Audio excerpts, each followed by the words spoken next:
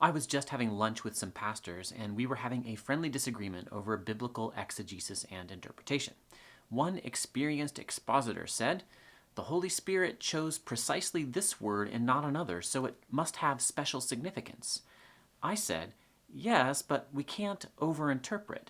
Greek is a human language. It's not some perfectly precise mathematics problem." As is often the case, I think both of us preachers were right. Each of us was merely reflecting his particular calling. The older pastor has a blessedly multicultural congregation containing people for whom English is a second language.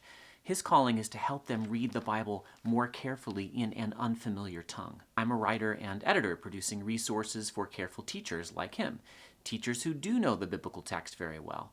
My calling includes helping them make sure they don't make the Bible be more specific than it was inspired to be. Just last year, I came across an example of a Bible interpreter reading too much into the specific word choice of Paul here in Titus 2, a passage in which Paul tells the older women in the church to, quote, "train the young women to love their husbands and children." This was a conference speaker who was telling a large gathering that since women are to be philandrous, lovers of their husbands, and philoteknous, lovers of their children, and since phileo love is friendship love, wives and mothers are supposed to be friends with their husbands and children. Now, it may be true that friendship love between husbands and wives and between mothers and children is a good thing, but let's explore this idea. I think C.S. Lewis was right to say that lovers' fundamental posture is looking at one another, while friends' fundamental posture is looking side by side at some mutual interest. And there's certainly a lot of both in my relationship with my excellent wife. If I could extrapolate from Lewis, I think the child's fundamental posture is looking up to the parent. And I don't know that that should ever completely go away, but I could see my children becoming my wife's adult allies too in some charitable cause. We will, Lord willing, stand together looking toward some of the same Christ-honoring goals in the future. So my wife is, in very real ways, my closest friend, and I hope that our children will enjoy genuine friendship with us as adults. But I have heard a lot of wise people say that married people should not let their marriage partner take the place of all their friends. Same-gender friendships are important, they say. And I've heard many other wise people say that parents are not to seek to be friends with their kids, especially if that means they try to step out of their roles of authority and protection.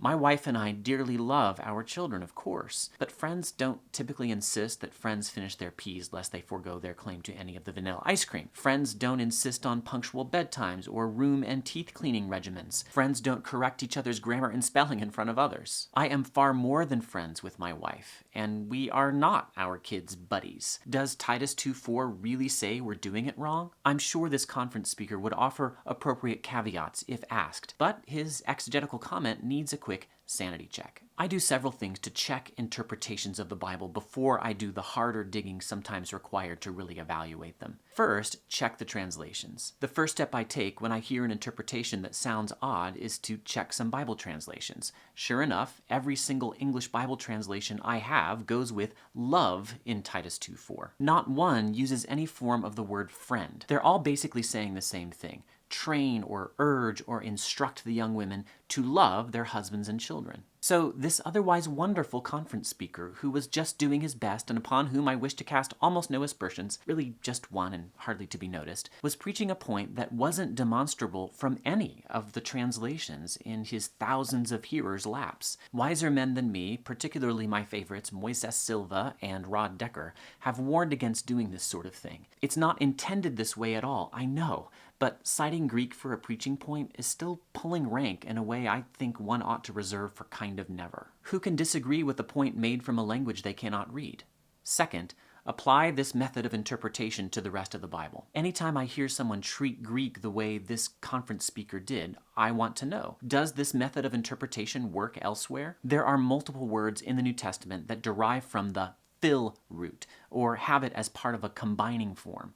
I can right-click on Love Their Children in the text in Logos Bible software and bring up a Bible word study showing me all of these forms. The Logos Bible word study tool lists what lexicographers call a whole mess of phil words. I count 30, and their primary glosses listed here include everything from love to kiss to contentious. Do they all carry some core idea of friendship? Is this the way we ought to translate these following verses with fill words in them? When you pray, you must not be like the hypocrites, for they are friends with standing and praying in the synagogues and at the street corners, that they may be seen by others. The Father is friends with the Son and shows him all that he himself is doing. Whoever is friends with his life loses it. John 12:25. If anyone is not friends with the Lord, let him be accursed. In the last days, people will be friends with themselves, friends with money, proud, arrogant, abusive, etc. And I could add, does Philip really mean friend of horses? There are times when words in this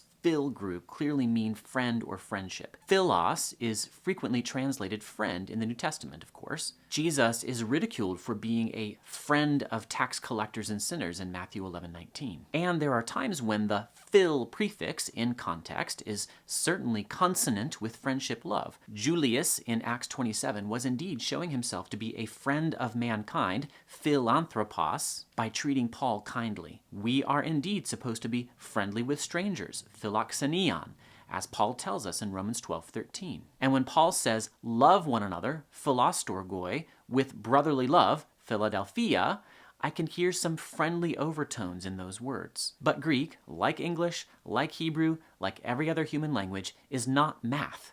So to say that the phil root includes some core idea of friendship every time it occurs is to treat Greek like a secret code and not a human language. Usage and context tell you what a word means, and if the idea of friendship doesn't show up regularly in a word's usage and isn't demanded by a given context, it probably wasn't intended by the writer. Agape is a synonym of philia. They both mean love. Notice, however, that there are far fewer words in the agape word group. There are just 3. The verb form agapao, the noun form agape, and the adjectival form agapetas, meaning beloved. My hypothesis, as someone who wrote a dissertation that dealt heavily with emotion and affection words in the New Testament, especially agape, is that there are far more phil words, not because phil is a specific love the New Testament writers wanted to call on, but simply because phil is an older root and because phil combines so much more easily with other words. It's kind of like Watergate, the prototypical media frothing scandal that bequeathed to us the gate suffix. You can attach it to any word and get a new and useful combining form. We've got Deflategate and Servergate, and the other day while riding in my Volkswagen, I heard the radio announcer mentioned Dieselgate. Likewise, tack the phil root on the front of anything and you get lover of that thing. We still do it today. Philosopher, philanderer, philanthropist, bibliophile, anglophile, spasmophilia. Somebody please stop me now. And yet we don't use the agape root for these combining forms. Agaposopher and anglogape just aren't doing it for me. Have I nerded out enough? I'm simply arguing that the idea of friendship is not automatically included every time you see phil in the New Testament. If there's a core idea, it's just love or like. Number 3, check the commentaries. A pastor friend emailed me not long ago, hoping that some nicety in the Greek might back up an interpretation he really wanted to make in a sermon. He is quite a skilled interpreter himself. He knew he wasn't really seeing decisive evidence for his interpretation, but he hoped I would. He also showed his integrity by refusing to stand up before his people and preach that point when I and the other person he checked with both felt it was too much of a stretch. One thing he said to me was that he couldn't find a commentary that took his point of view, and this caused him to want to back off. I think that's healthy. Commentaries are not always right, but they aren't always wrong either. And if not a single one takes your interpretation, the path of humility, at the very least, requires you to acknowledge this fact in your sermon. You probably ought to go a bit further down that not well-trodden path and just drop the point altogether. Sure enough, I ran through a big chunk of my Titus commentaries, including Towner, Knight, Griffin, Calvin, Yarbrough, Mounce, Marshall, Guthrie, Stott, and more. One reason I love Logos is that I can run big plebiscites like this so quickly through the passage guide, and I could not find a single one that suggested that lovers of their husbands and children had a friendship component in it. Robert Yarbrough actually commented, "The word for lovers of children, like loving toward husbands, is non-existent elsewhere in the New Testament and Septuagint, the Greek translation of the Old Testament, but its meaning is not in question. Without giving answers per se, I want to pose some questions that I think would be far more fruitful avenues for a sermon or Sunday school lesson than a doubtful and invisible point of Greek semantics. I think the textual level meaning of Titus 2:4 is so clear as to need very little explanation.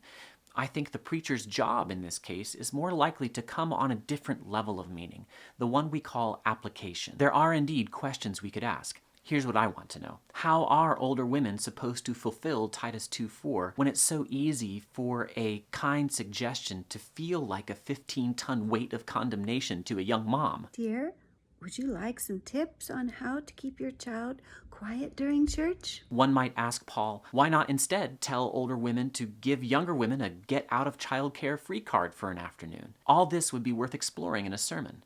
I guarantee that younger and older women would perk up. My wife, a young mom herself, suggests that the main application is actually for younger women. They should seek out advice from the older women. And here's another question. What does it mean for young women to love their husbands and children, given that the Bible also employs the concept of natural affection, Romans 1:31, a love which the vast majority of wives and mothers I've met seem to possess in great abundance with no teaching or urging needed? Bill Mounts had a good suggestion for that one. He said that teaching young women to love their husbands was especially appropriate in a culture where husbands were not chosen by the wife. That's worth exploring.